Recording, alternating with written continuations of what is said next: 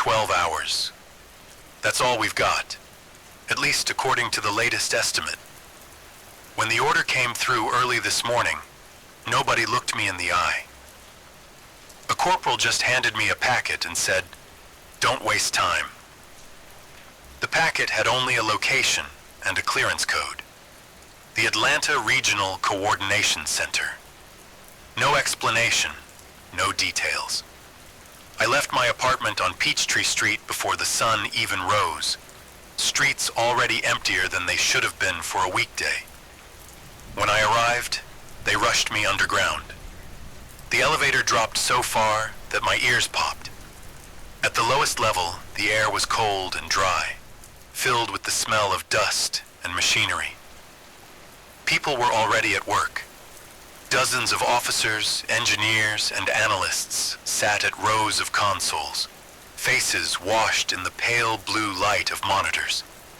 Numbers scrolled by faster than you could read, and maps of the southeast glowed with red clusters and pulsing rings. I don't know everything they're tracking. I'm not high enough up to see the full picture, but I hear enough to understand. Submarines have been spotted just off the coast. Fighter squadrons scrambled from Dobbins in the middle of the night. Troop movements in Europe and Asia lighting up the screens in another room. Atlanta is circled on every map I've seen since I got here. Some call it a priority strike zone. Others just call it inevitable. Between the airport, the rail lines, and the command centers hidden in plain sight, the city has a target painted on it. I try to keep busy, but it's impossible not to notice the mood down here. Nobody speaks above a whisper. Nobody jokes. The clocks on the wall tick louder than anything else. From time to time, an officer stops behind me and murmurs something about our strategic posture. They make it sound like a chess game, but you can see it in their eyes. They know the pieces have already been set, and the next move is just a matter of when. I overheard someone say we're closer to the edge now than we've ever been. That if nothing changes soon, there's no turning back. So we keep watch. We keep quiet. And we try to believe that somehow this ends differently. But with every passing minute, that faith feels harder to hold on to. Because now there are only 12 hours left, and nothing can stop the clock from running down.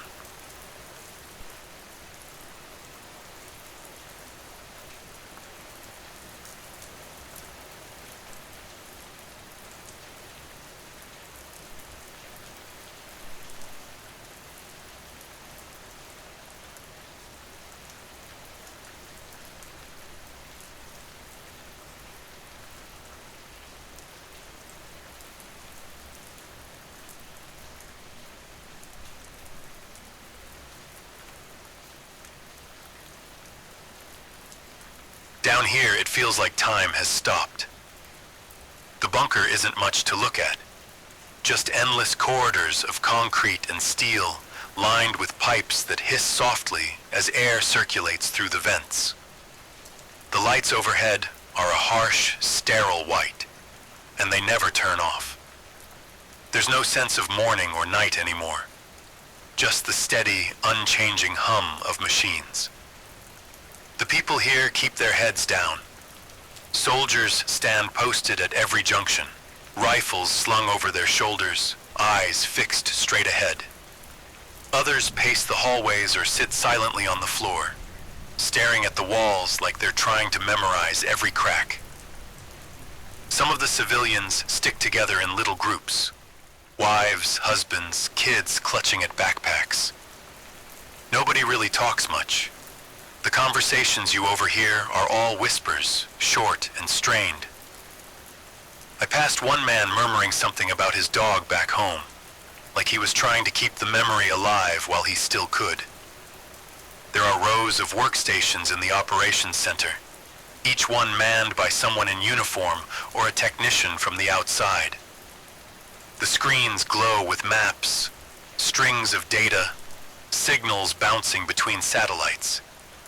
Every so often, someone adjusts a dial or flips a switch, just for something to do. It's clear most of them don't even know if it matters anymore. But sitting still is worse. On the wall above the main floor, a digital clock counts down the hours, the minutes. The numbers are large and bright, impossible to ignore. 11 hours left now. I catch myself staring at it whenever my eyes drift from my console. What's worse than the lights or the clock is the quiet. You can hear every little sound in it. Boots scuffing against concrete, a cough someone tries to stifle, the faint static crackle of a radio somewhere down the hall. Every sound feels like it echoes too loudly, like it shouldn't be heard. Nobody talks about what's going to happen when the numbers hit zero. Nobody asks if this place can really keep everyone alive. Nobody asks what comes after. I heard one officer say the bunker is stocked to keep running for weeks if needed. But when I look around at the faces here, hollow eyes, hands trembling just slightly, I can't imagine anyone calling this living. Every once in a while, someone tries to break the tension. A soldier cracks a joke about the food rations or the smell of the recycled air, and for a second or two, there's a faint ripple of laughter. But it never lasts. The quiet always creeps back in, heavier than before. So we sit. We listen. To the hum of the generators, the shuffle of boots, the nervous breath of people trying not to show how scared they are. And in the back of my mind, I wonder what's happening above us right now, and if we'll ever see it again.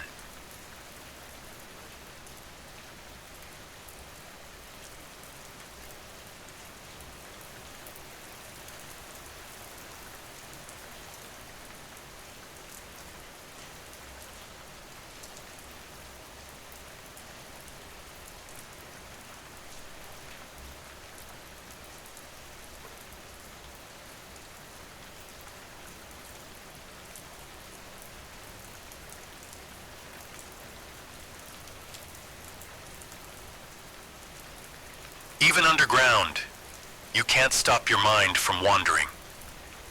Word has been spreading through the bunker about what's happening up top. Crews have been working all through the morning, rushing to cover what they can before it's too late. Atlanta isn't Washington. We don't have marble domes or national archives, but we still have history worth saving, and people are fighting to preserve even a little of it. One technician told me they sent a team to Centennial Olympic Park before dawn, throwing up makeshift barriers around the torch sculpture and the fountains. Nobody really believes it'll survive a direct hit, but it seems important to try. I heard someone else say crates of artifacts from the Martin Luther King Jr. Center were being loaded into trucks and driven out of the city hours ago. Photographs, letters, pieces of a story too important to leave behind. Even the Varsity, that greasy little fast food shrine on North Avenue, is shuttered now. Its neon sign switched off for the first time in decades. "What'll you have?" one soldier joked when he walked by. But nobody laughed. At the Georgia State Capitol, scaffolding went up overnight around the gold dome. Workers stretching thick sheets of protective fabric over it.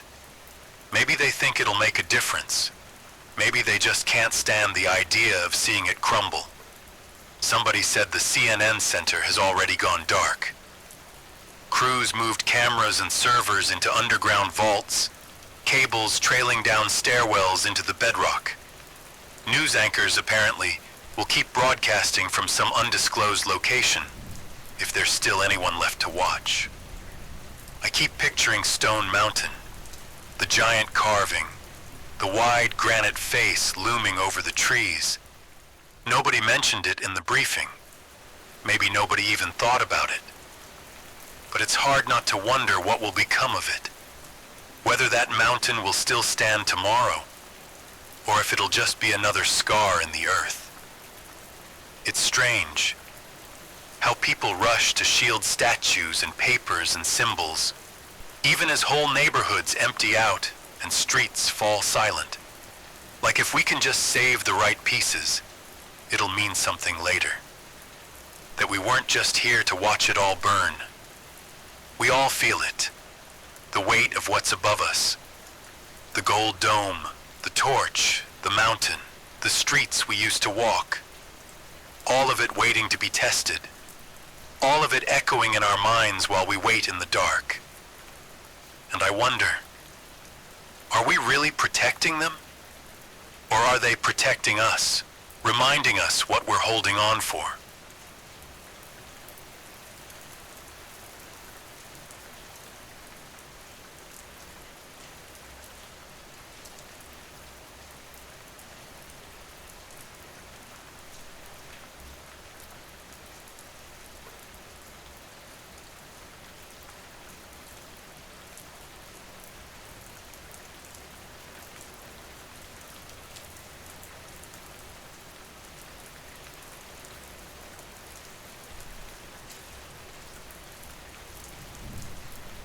Clocks don't lie anymore. Somewhere above us, the final call must have already been made. The chatter in the command room has stopped pretending otherwise.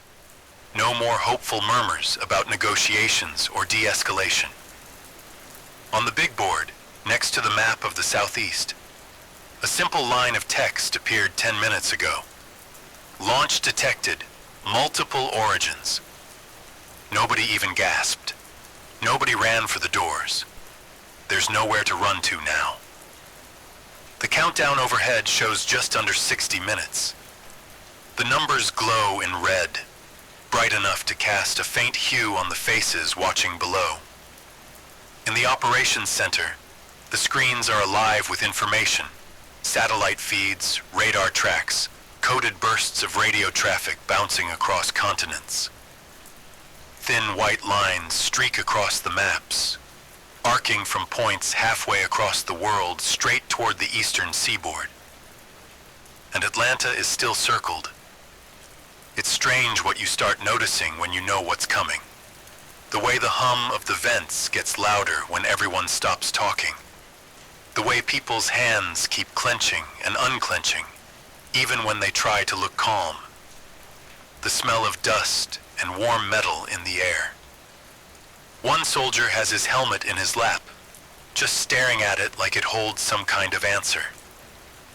A woman in civilian clothes paces the corridor outside the comms room, muttering prayers under her breath.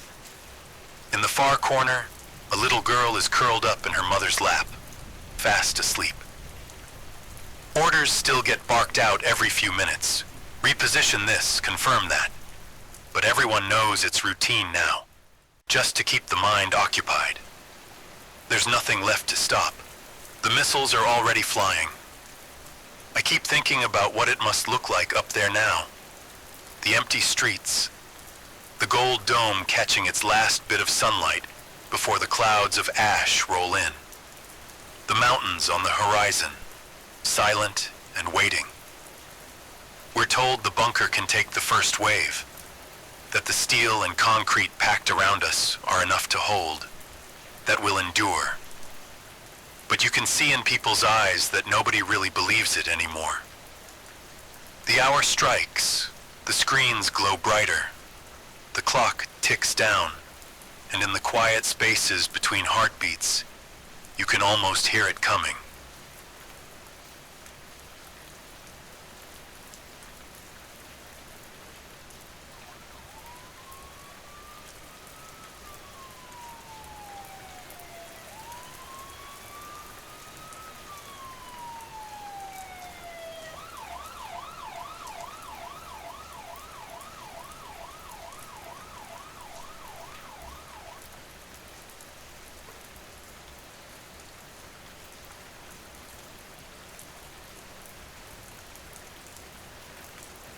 It's almost quiet now. Not the kind of quiet you'd expect in a place full of people, but something heavier, more deliberate. Like everyone has finally run out of words. The clocks keep ticking, The red numbers burn brighter with each passing second. But nobody looks at them anymore. They don't have to. You can feel the time moving, even without watching it. In the command center, the operators have stopped shouting updates. There's nothing more to track, no decisions left to make. The screens still flash and beep, but nobody reacts. Their hands rest on the consoles, fingers still, as if frozen in place. The civilians have gathered in small clusters. Some sit shoulder to shoulder on the floor, their eyes lowered. A few hold hands, fingers intertwined so tightly their knuckles turn white. One man kneels in a corner, murmuring softly to himself, eyes closed.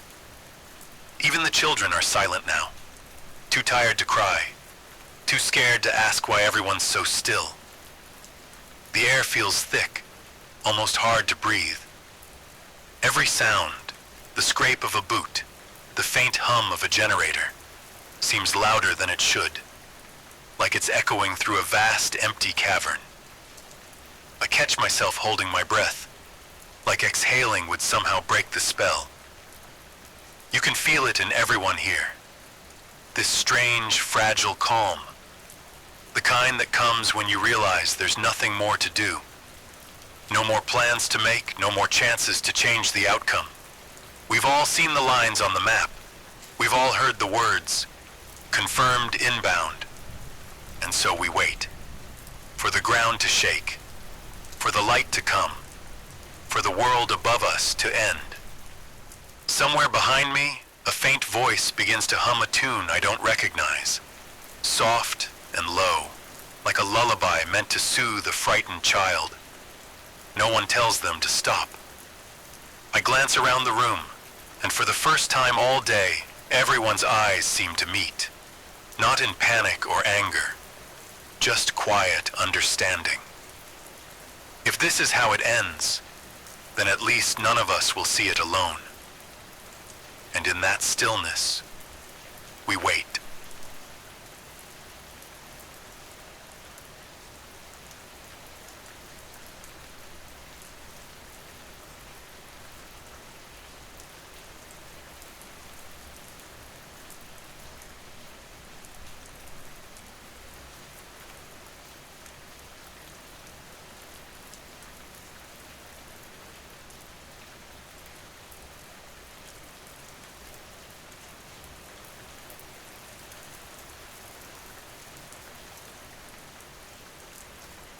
Before this underground silence swallowed us whole, life had a rhythm, a pulse that seemed endless. I remember the mornings in Atlanta, how the sunlight filtered softly through the blinds, casting stripes across the hardwood floor of my old apartment. The air was warm, even in early spring, carrying the scent of blooming dogwoods and freshly cut grass. Outside, the city was alive with movement. People hurrying along sidewalks, the distant hum of traffic, the occasional bark of a dog greeting the day. I used to walk the streets without a second thought, passing by cafes where baristas knew your order before you even said a word, where strangers smiled politely and the world felt wide open and full of possibility. Here, in the bunker, I listen as others share their own echoes of that world. One man, his voice cracked and low, talks about his childhood growing up in East Atlanta, how he and his friends would race down the sidewalks on bikes, their laughter carrying through the summer air. He recalls a particular night at a block party, the smell of barbecue and the beat of drums thumping in rhythm with his heartbeat. He smiles briefly, eyes distant, like reaching for a memory just out of reach. A woman speaks softly about her mother's peach trees, planted in the backyard of a small house that no longer stands. She remembers climbing the gnarled branches to pick ripe fruit, sticky and sweet, the juice running down her chin as she grinned with reckless joy. That house, she says, was more than wood and nails. It was a sanctuary, a place of comfort and laughter that the world outside couldn't touch. Another shares stories of college days at Georgia Tech, the camaraderie in late-night study sessions, and the exhilaration of football games where the crowd roared like thunder, filling the stadium with a sea of orange and white. He speaks of friends made, lessons learned, and dreams dreamt beneath the southern sky. We talk about the simple things too, the taste of fresh peaches from the farmer's market, the feel of a cool breeze on a humid afternoon, the comfort of old songs playing on the radio as the sun dipped low behind the cityscape. Each story is a thread, weaving a tapestry of a world we might never see again. Sometimes the memories come unbidden. I find myself closing my eyes, transported to the green lawns of Piedmont Park, watching children run and play under the watchful gaze of oak trees. I hear the chirp of cicadas in the summer heat, the distant ring of church bells calling the faithful to Sunday service. There was a time when these small moments were endless, when the future felt like a promise, not a question mark. And now, in the cold, fluorescent light of this bunker, those flickers of before feel both achingly close and heartbreakingly far away.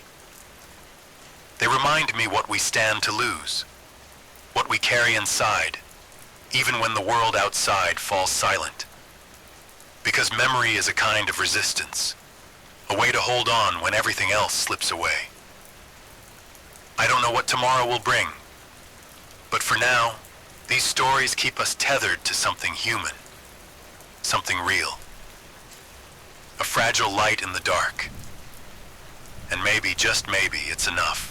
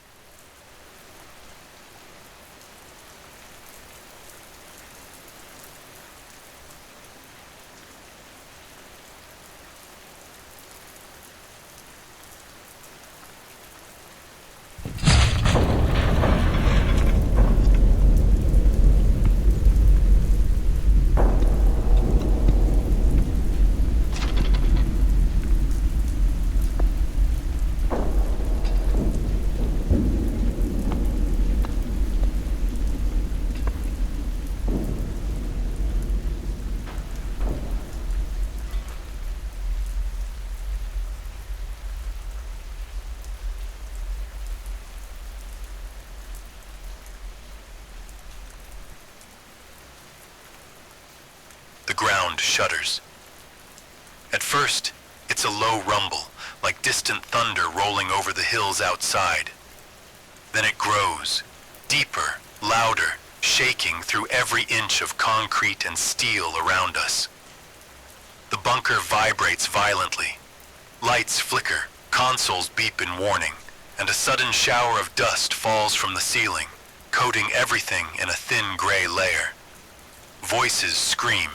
Some cry out, others gasp, and a few curse under their breath. The air thickens with the choking taste of dust and fear.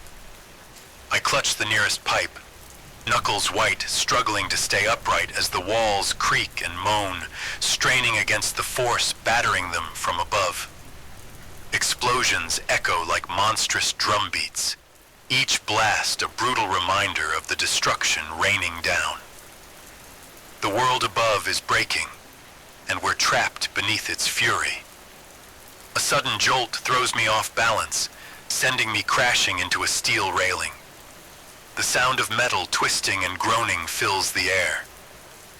Somewhere nearby, alarms blare in panic. Flashing red lights pulse erratically, casting frantic shadows that dance on the dust-covered faces around me. I see a soldier stumble past, coughing violently, eyes wide with terror. A woman tries to calm a sobbing child, whispering promises she can't believe herself. The bunker fills with dust, a suffocating haze that clings to skin and clothes, making every breath a struggle. The power flickers but holds, for now. Seconds stretch into an eternity, each tremor a heartbeat of the nightmare unfolding above. And in the darkness between blasts, a terrible clarity settles in. This is no longer distant fear. This is survival.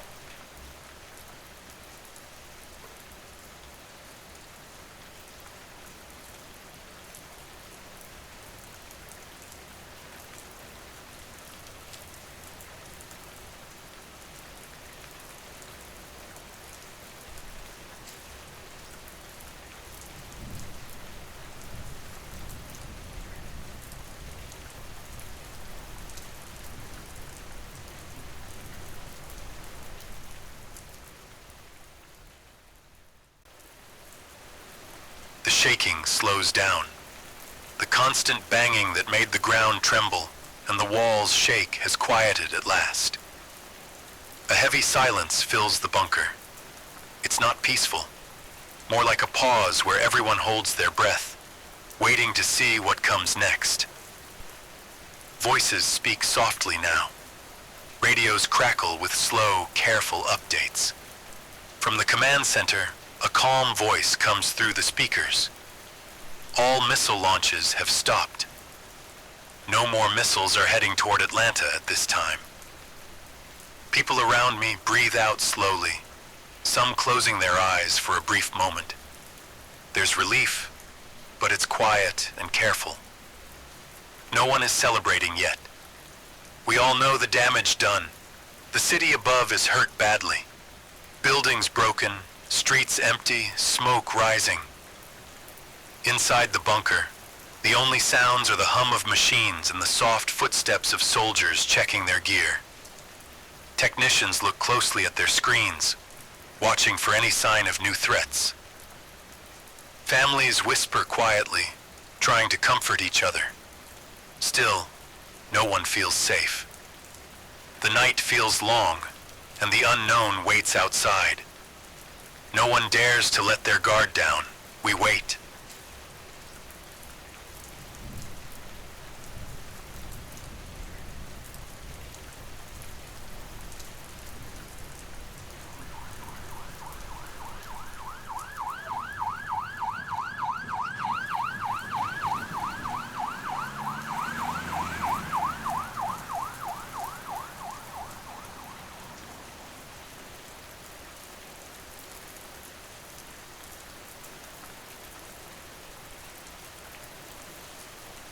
Above us, the city lies shattered, a scar on the earth, like nothing seen before. This was no ordinary attack. It was the largest assault Atlanta has ever faced, maybe the largest in history.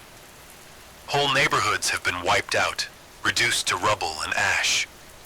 Skyscrapers, once symbols of ambition and pride, stand gutted and hollow, their steel frames twisted and blackened by fire. The streets, once vibrant arteries pulsing with life, are now choked with debris. Broken glass, crumpled cars, fallen power lines sparking dangerously in the dark. Smoke rises endlessly, thick and heavy, blotting out the stars and turning the night sky into a permanent gray. The smell of burning concrete and melted metal hangs in the air, choking and relentless. Bridges that connected the city's many districts have collapsed, or are so damaged they're unsafe to cross, leaving parts of Atlanta cut off and isolated. Familiar landmarks lie in ruins. The Georgia Aquarium's glass walls have shattered, its tanks drained and broken. Centennial Olympic Park is a field of scorched earth and twisted metal where fountains once danced. Power grids have failed across the city, plunging most areas into darkness except for emergency lights flickering sporadically. Emergency sirens scream through the ruins, a desperate call amid the silence, signaling ongoing rescue efforts amid the chaos. Despite the overwhelming destruction, signs of life persist. A lone dog howls somewhere beneath the rubble. A small group of survivors huddles in a basement, trying to hold on to hope. The scale of this devastation is staggering, a stark reminder of the destructive power unleashed in mere moments. Atlanta, a city known for resilience, now faces its darkest hour.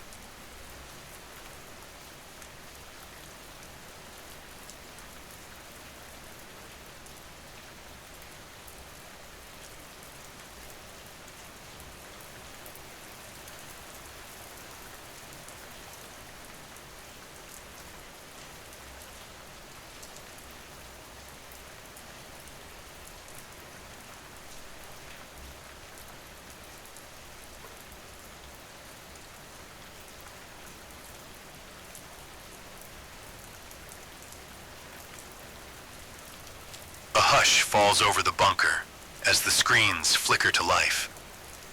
The President of the United States appears, his face grave and eyes steady, framed by the seal of the office behind him. His voice is calm, but carries a weight that fills the room. My fellow Americans, today our nation faces an unprecedented act of aggression. Intelligence agencies have confirmed that the devastating attack on Atlanta was orchestrated by Russian Federation. This assault was not only against a city, it was a direct strike at our people, our freedoms, and the values that define us. Let there be no doubt, America will respond with the full force necessary to protect our homeland and ensure the safety of our citizens. We stand united, resolute and ready to defend our nation. To those who seek to harm us, know this: your actions will be met with consequences that will reverberate across the globe. We will rebuild, we will endure, and we will emerge stronger. May God bless America. The broadcast ends, leaving a heavy silence behind. Around me, I see faces tightened by a mix of fear, pride, and determination. This message marks the moment when the quiet waiting ends and the fight truly begins.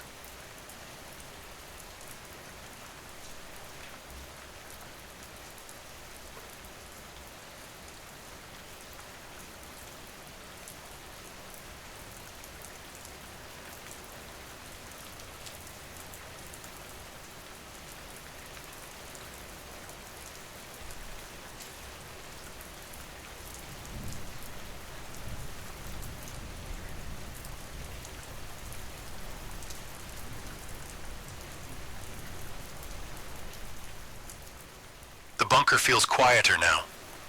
Outside, the world is forever changed, scarred by fire, shadowed by loss, but still breathing. We don't know what the next hours, days, or months will bring. Will the fighting stop? Will the cities rebuild? Will the sun rise on a peaceful world again? No one here has the answers, but something remains certain. In the deepest darkness, the human spirit refuses to break. We hold on to each other, to memories, to hope. We are survivors, and as long as we breathe, there is a chance. A chance to rebuild, a chance to heal, a chance to face the unknown together. The future is uncertain, but it is ours to shape, and the clock keeps ticking.